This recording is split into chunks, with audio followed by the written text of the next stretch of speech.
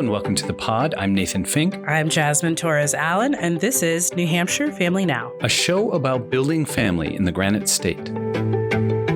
Today in the show, we welcome guest co-host Kelly Cohen for our Businesses That Build Family segment and discuss how to create safe spaces for employees to thrive. And later, I broadcast live from Family Support New Hampshire retreat where everyone gets soaked.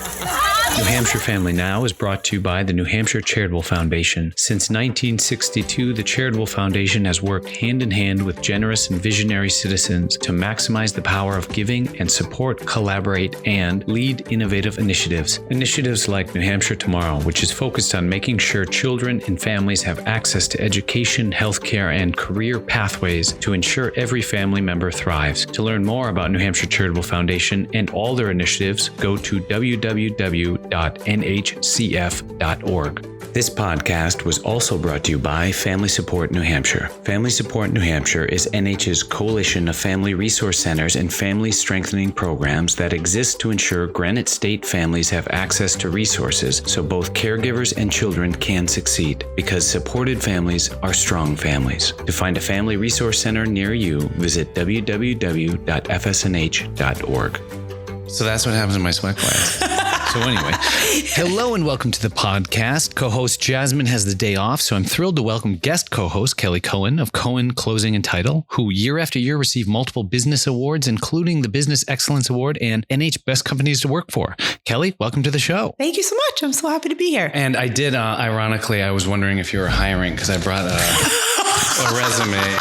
So some time ago, we started this segment called The Businesses That Build Family because it became apparent to me that I spend the majority of my time at work. Right. And I just want to start this with, your perspective. What do you think the role of work is in your family's life? Oh, that's a great question. And I think this topic is one that has to be spoken more of, build more awareness and education, because the truth is, holistically, so much of our life, like you said, is at work. And so much of that bleeds into who we are and how we interact with our family. Right. I don't think you can be one person at work and one person at personal life. Now, maybe in a little bit of a chance, right? Yeah. But for the majority of times, if you're having a great day at work, that becomes a great day with your family and vice versa. So I think that it's really important that the culture in which you have in your space, in your work professional life is one that is safe, inspiring, empowering, and it brings out the best in all of us.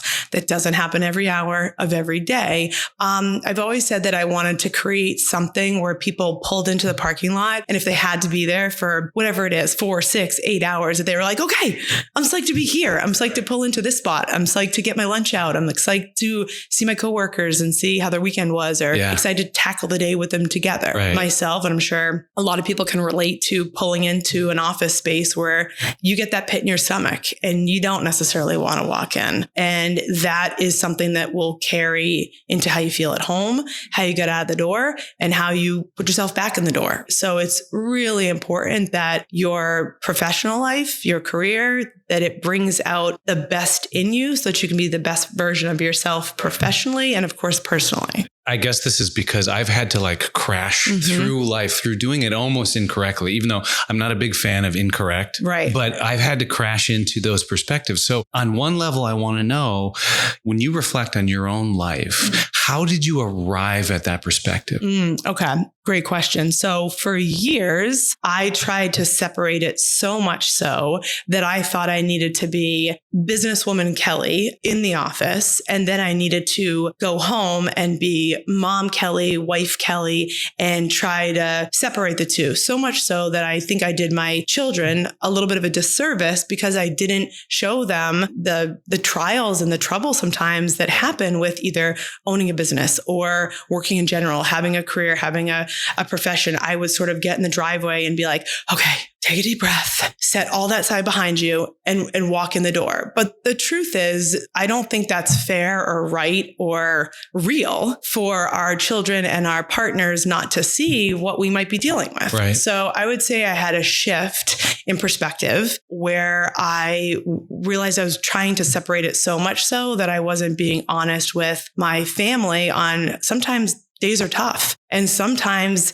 it's hard to own a business. It's hard to be in an industry. It's hard to, have a certain career, and you need to come home and have your family to be your support system, right? To say, hey guys, I need a couple minutes. Mom's going to get her work clothes off and get into some comfy sweats because it has been a day. Not all days are easy, right? Yes. It's almost like you're teaching mental toughness and you're teaching realness. And I think that if your kids see you be honest about that, that's real. Yeah, it is real. And it happens, right? Because there's a couple of things that I'm hearing, one of which is figuring out how to be you as a caretaker is critically important, because the other thing I'm hearing, and I'm flashing back to, what is this idea of separation or balance meant separation, but to get to separation, I have to be someone else. Right. But now what I'm hearing is, look, there is no separation from who you are. No. So you have to actually lean into it. Which then goes back to the point where it really matters what you're spending your time doing in your professional life. It does. Because if you're not doing something that brings out the best in you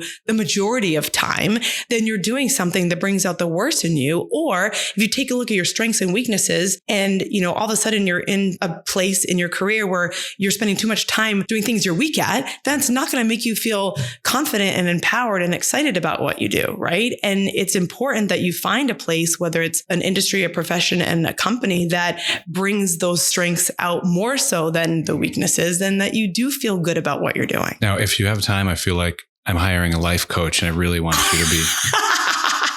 The idea that you can whoop this into shape is funny to me too. It's funny you say that too. I will touch on that. So before I put a leadership team in place at Cohen, which means that I have leads in different departments, I did hire a life coach for my team because I knew that I couldn't be there for each one of them as we were growing, and as we were taking over market share and growing offices, and the company itself was growing. But I wanted to make sure that my people had the opportunity to have somebody that they could go to talk about how to be the best versions of themselves, right? And find themselves in the best roles within the company. So I did have a life coach for quite a few years that my team had access to once a month, that I think was a wonderful way to provide a necessary tool for my team that I personally couldn't keep providing as the years grew. Yeah. And now that we have the team leads, that's part of their role, to be a coach for the entire team and all the partners, so they have somebody that they can go to,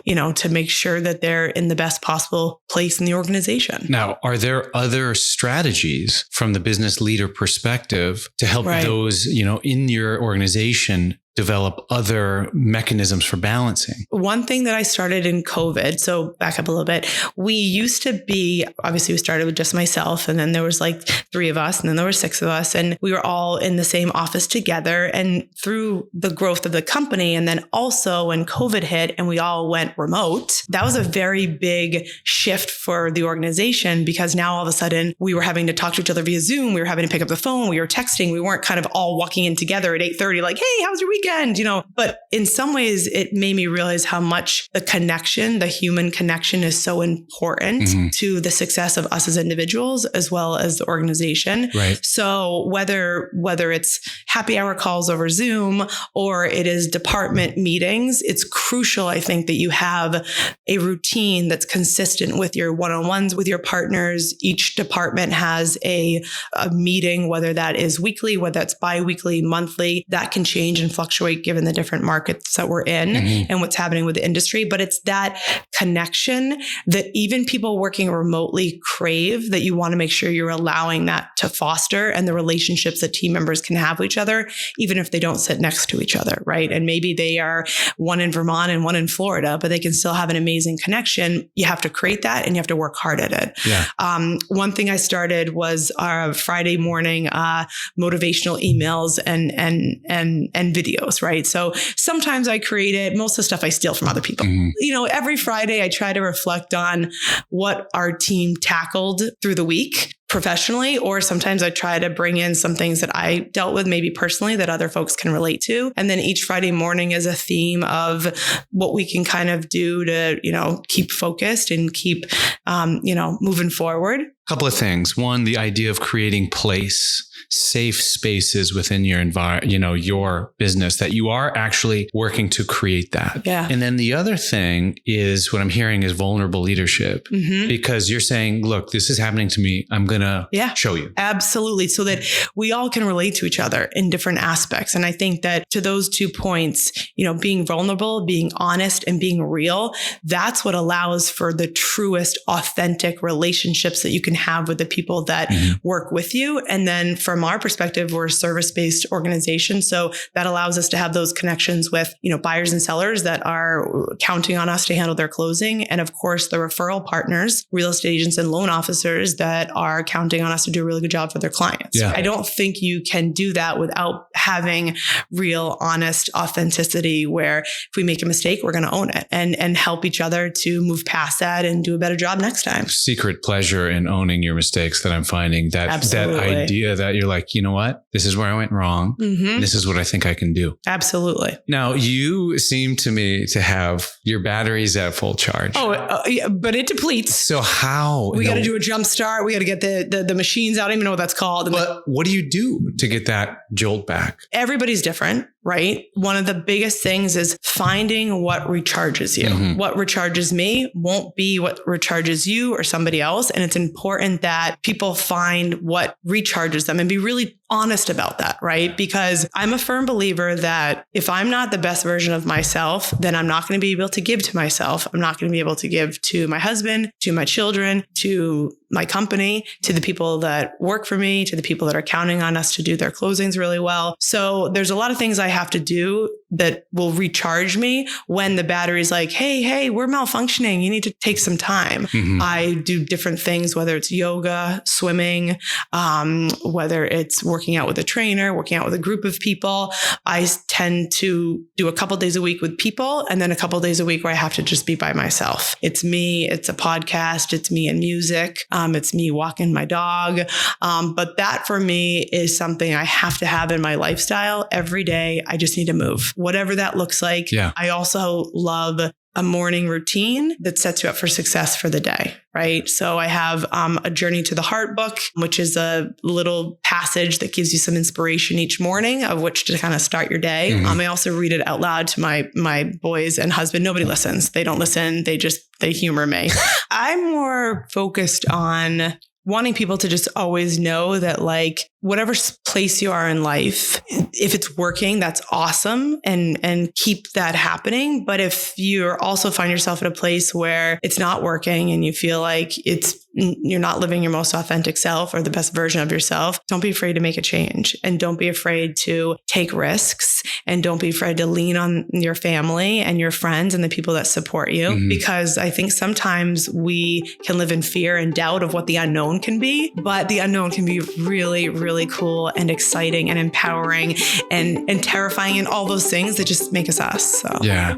Kelly, it's been excellent talking to you today. Thank you so much for coming on the show. Thank you. And when we come back, I record live from the FSNH annual retreat, where we talk to Family Resource Center leaders and staff about their commitment to New Hampshire families. Don't go anywhere. Today's episode was brought to you by Upreach Therapeutic Equestrian Center. Located in Goffstown, New Hampshire, Upreach partners with the power of horse to create strong children, strong families, and strong communities. To learn more about Upreach Therapeutic Equestrian Center and its many inspirational programs, visit upreachtec.org. That's upreachtec.org. Today's show was also brought to you by Burgoo Media, a full-service media company dedicated to helping nonprofits realize impact stories for print, video, social, and legacy media, and more. Both budget-conscious and grant-friendly, Burgoo Media helps your organization celebrate the humans in human services. Learn more at burgoomedia.com. Hey, it's Nathan, co-host of New Hampshire Family Now. I wanted to take a quick break from the show because it occurred to me that I've never asked you to subscribe to this podcast. Subscribing is free, and when you do it, it helps our placement algorithms, making it that much easier for caregivers across New Hampshire to find valuable information and strategies for their families. Also, you'll be alerted when a new episode drops. And if you like the show, leaving a review helps us that much more. So go to wherever you get your podcast, type in New Hampshire Family Now, and as the kids say, smash that subscribe button. I say click it, because if you smash it, then you're going to need a new one. Thank you, and enjoy today's podcast. Hello and welcome back to the podcast. I'm recording live from the Family Support New Hampshire retreat, where as a network, we're reaffirming our commitment to Granite State children and families, and staff are coming from all over New Hampshire to talk about the work that is building family strength and resilience and why it matters to all of us. We're just going to start with your name and then the organization you work for. Kathy Livingston. I'm the director of the Family Connections Resource Center at Children Unlimited. Now, I am Margaret Nelson. I work for the River Center Family and Community Resource Center. Amy Stahl. I'm the director of TLC Early Learning Center of Salem Family Resources. Melissa Hugener, director of Early Childhood and Family Support Programs at Waypoint. Brenda Gugesberg. I'm with the Upper Room Family Resource Center in Barrie. Right now. My name is Tara Felice, and I work with Community Action Partnership of Stratford County. Michelle Lennon, Archways. Ooh, that was very direct.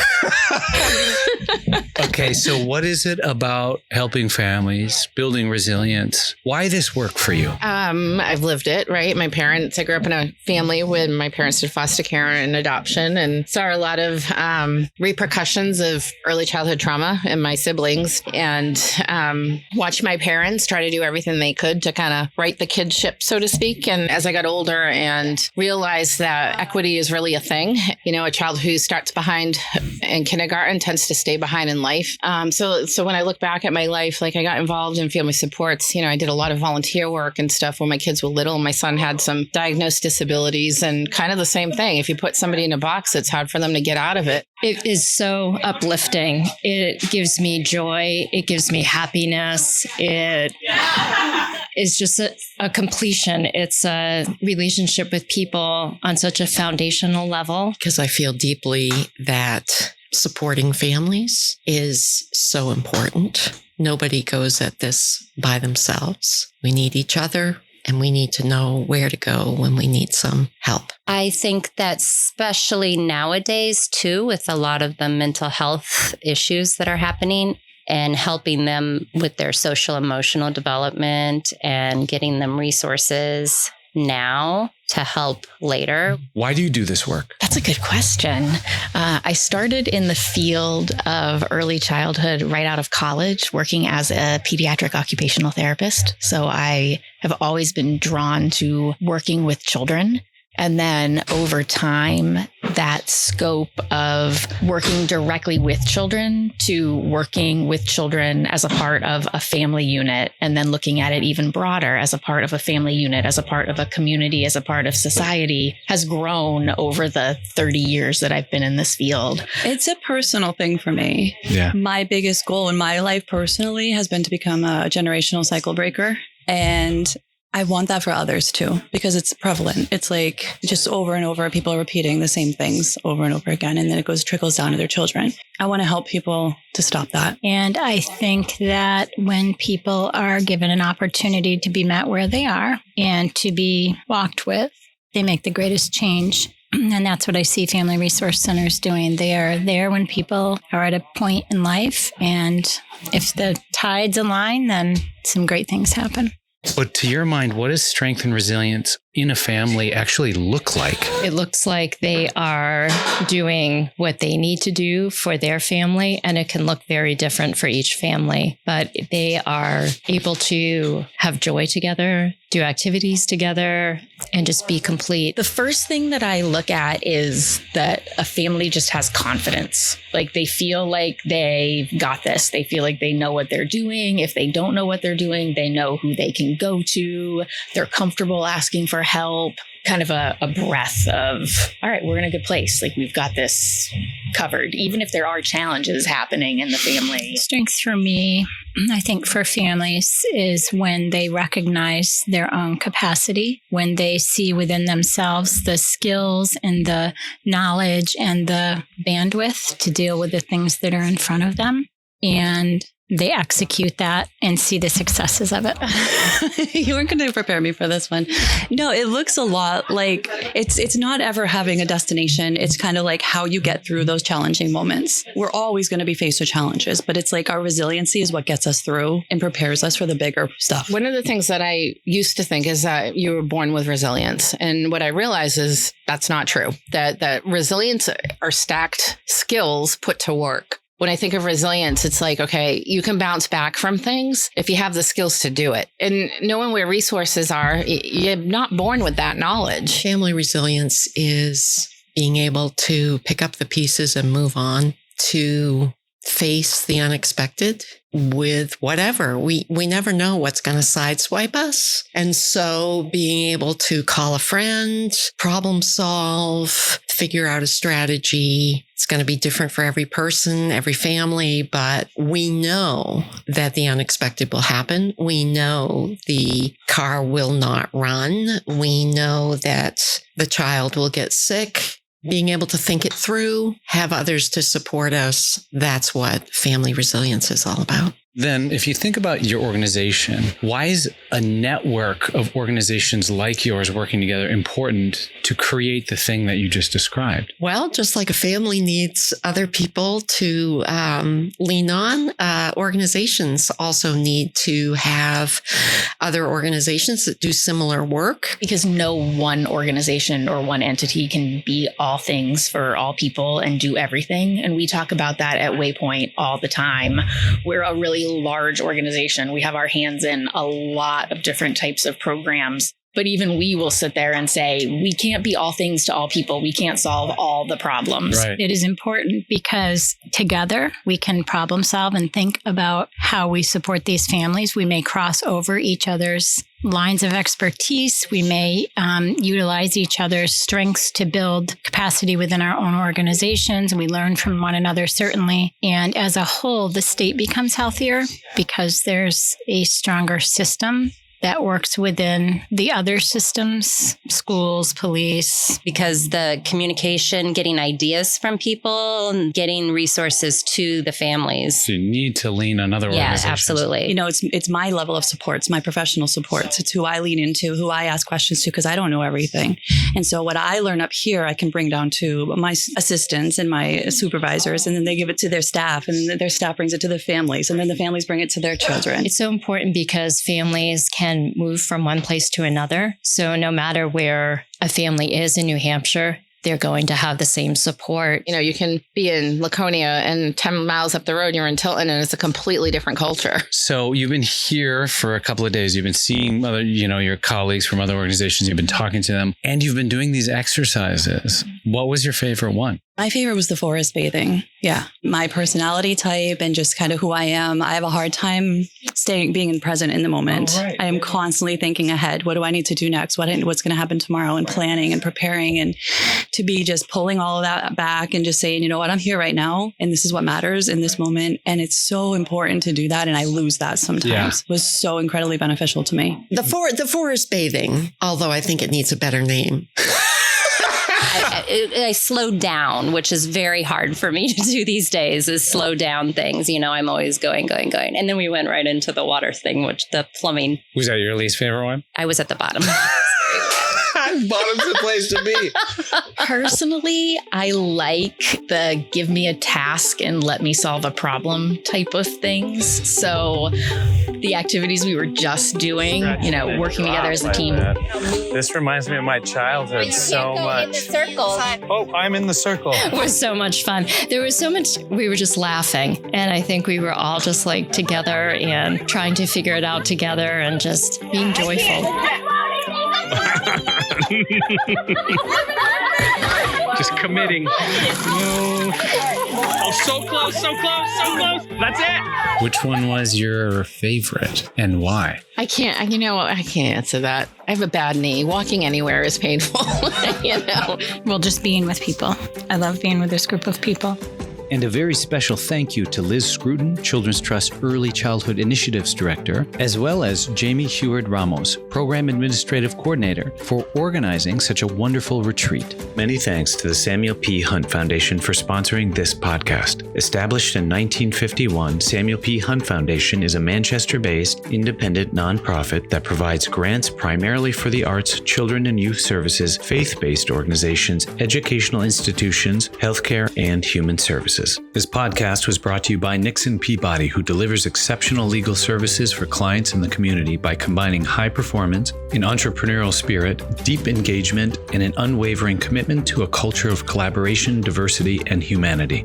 Nixon Peabody works with universities, hospitals, and nonprofits of every size to maximize impact. For more information, visit nixonpeabody.com. Today's show was also brought to you by Merrimack County Savings Bank, who proudly supports the mission and efforts of New Hampshire Children's Trust. Founded in 1867, Merrimack has served people, businesses, nonprofits, and municipalities in central and southern New Hampshire for over 155 years by treating everyone with care, respect, and compassion. Visit your local offices in Bow, Concord, Kentucky, Hooksett, and Nashua, or go to www.themerrimack.com. New Hampshire Family Now is listed on Apple Podcasts, Spotify, Google Podcasts, Amazon Music, Stitcher, iHeartRadio, and more. Listen wherever you get your podcasts or ask your smart speaker to play New Hampshire Family Now.